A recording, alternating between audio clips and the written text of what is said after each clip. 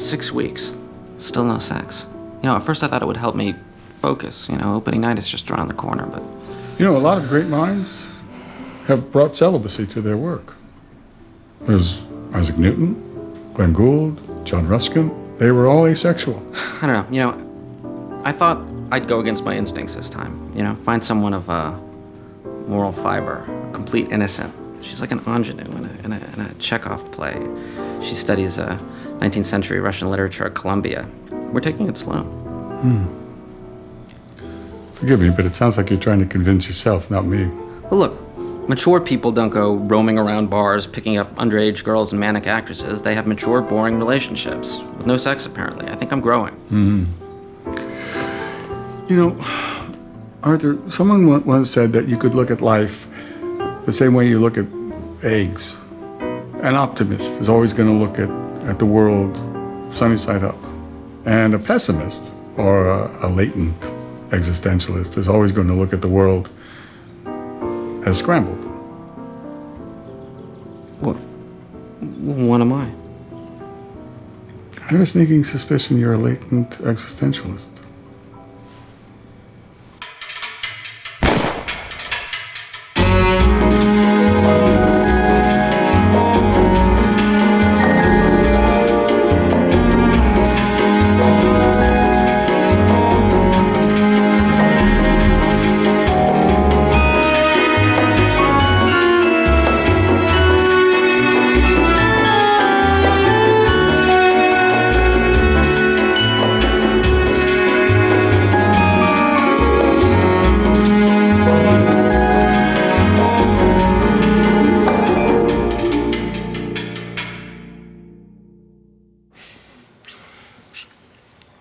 Arthur, stop.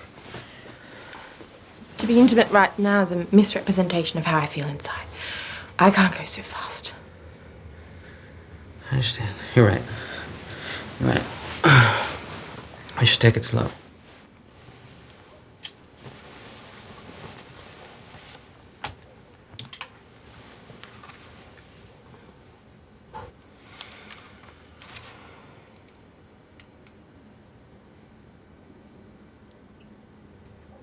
Arthur. Sorry? Why are you looking at the menu? You've ordered the same thing every week for 5 years. I want eggs. Just don't know what kind. Well, they're all the same. Scrambled, sunny side up, poached, they're eggs. Hey, fellas. The usual? The usual. As the hours passed, Arthur and Chandler proceeded to eat beef carpaccio as usual, and devolved into innocuous discourse about obscure literary anomalies and various fascist dictators. But it was readily apparent the two were amidst an existentialist conundrum. Well, how are things? With the ingenue? Still no sex. At first I thought it'd help me focus on the play, but it's had the antithetical effect. Now all I do is think about sex. Well, I might have an answer for you. I met a girl. She's incredible. Yeah? Is she inflatable? No, she's a hooker. You're cheating on Teresa with a hooker? Well, come on, technically, it's not cheating if it's with a hooker, and besides, she prefers the term escort. What kind of logic is that? What about, what about diseases? Why don't you just go to a bar? I do not have time for that. Subtle flirtations, games. I sure as hell don't want a crazy girl calling me, breaking into my house. I love Teresa. But I am a man, and I do need sex. Are you hearing yourself?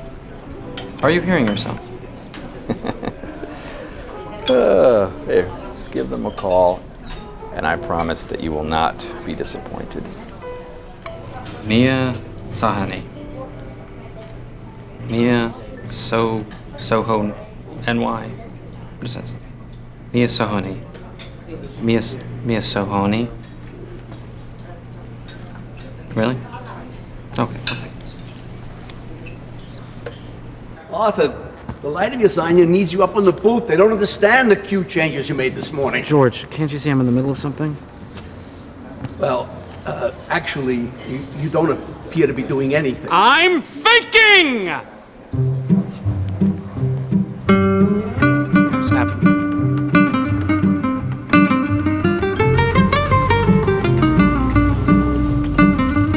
Certain that Sophie could not deny him his sexual advances on the opening night of his play, Arthur had prepared a surprise dinner for the two at the Pierre Regency.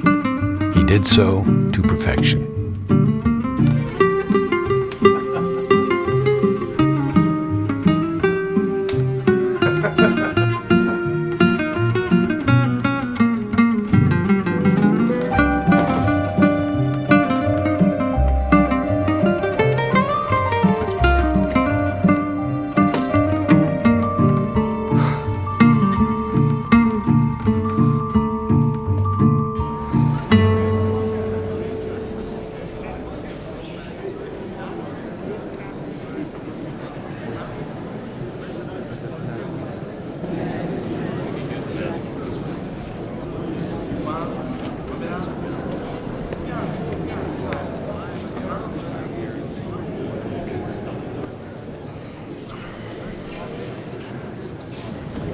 Oh, hello, Stefan.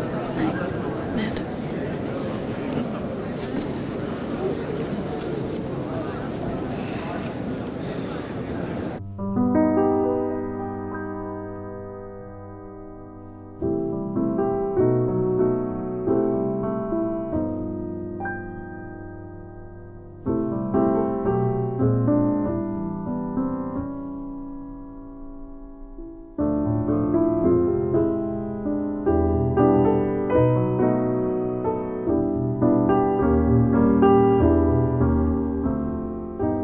Do you really see me like this? It's not you, okay? She's an amalgamation of different women. What do you take me for, some half-wit reporter? This isn't a fluff piece, this is our lives! I don't want to be your muse anymore. I saw the way you were looking at her. Who? My understudy. You couldn't keep your eyes off her the entire night. I barely said 2 words to her. Oh, Calm down. Really? Yeah. I am calm! Ah! Ah! That's what you sound like. Ah! Maybe, just maybe, you're overreacting just a tiny bit. It is a play.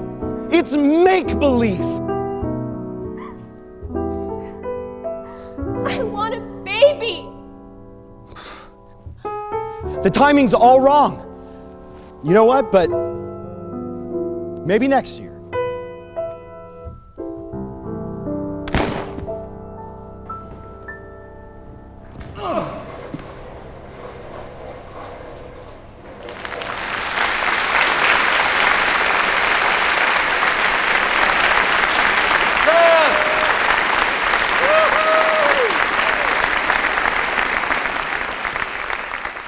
The play was a wild success. From the opening curtain to the closing epilogue, the audience was thoroughly captivated. It was by far the most personal work Arthur had ever put on stage. Consequently, the characters were fuller, the insights more insightful, the witticisms more witty, and the anecdotes more anecdotal. He couldn't have asked for anything more. But of course, Arthur had one more request.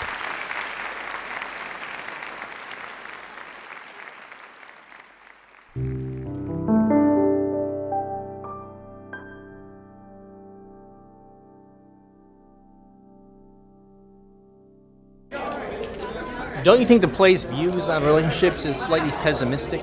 What do you mean? All the men are misogynists, like all the women hysterics. I think it's a fairly accurate view of relationships. Where's Sophie? She left during intermission. She said she was sorry, something important came up. What are you pouting for? For God's sakes, we got a hit on our hands. Arthur was at his wit's end. His surprise dinner had been debunked. And for all the successes of his play, he was alone. He couldn't help think of Sophie and the night that could have been. It was only then that he came across the business card that Chandler had given him earlier that week.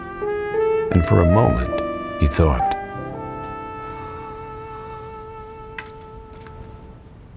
Hi, hello. Is this Mia? Hello, Mia. My name is Ted Koppel.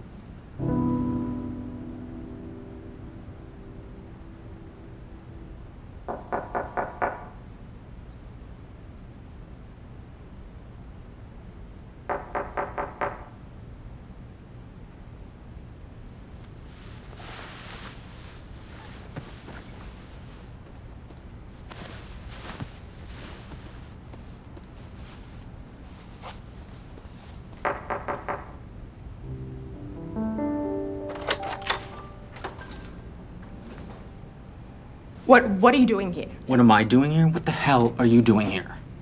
You, yeah, that's why you left intermission. That's unbelievable, because you're a...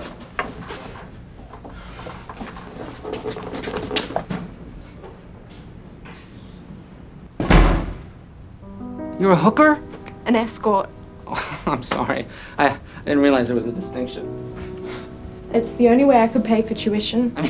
You mean the easiest? I mean, I just can't believe this. I mean, you wouldn't have sex with me, but you'd have sex with some anonymous, misogynistic scumbag? It's just my body. With you, it's love.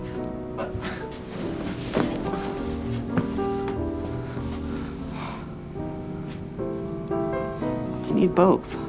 I can't give you both. You have to pick. Love or sex. Oh, come on.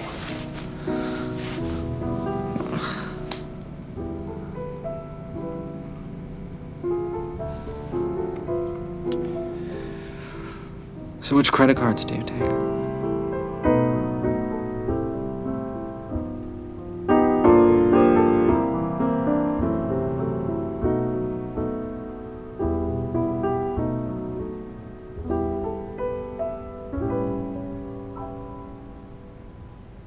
How do you take your eggs? Sunny side up. Why?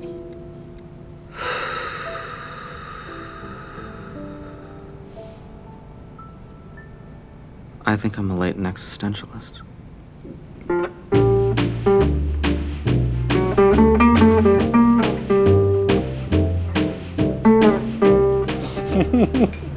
That was a crazy story. I know, right? Amazing.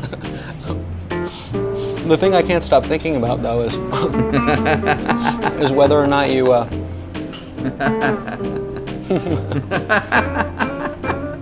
were sleeping with my girlfriend.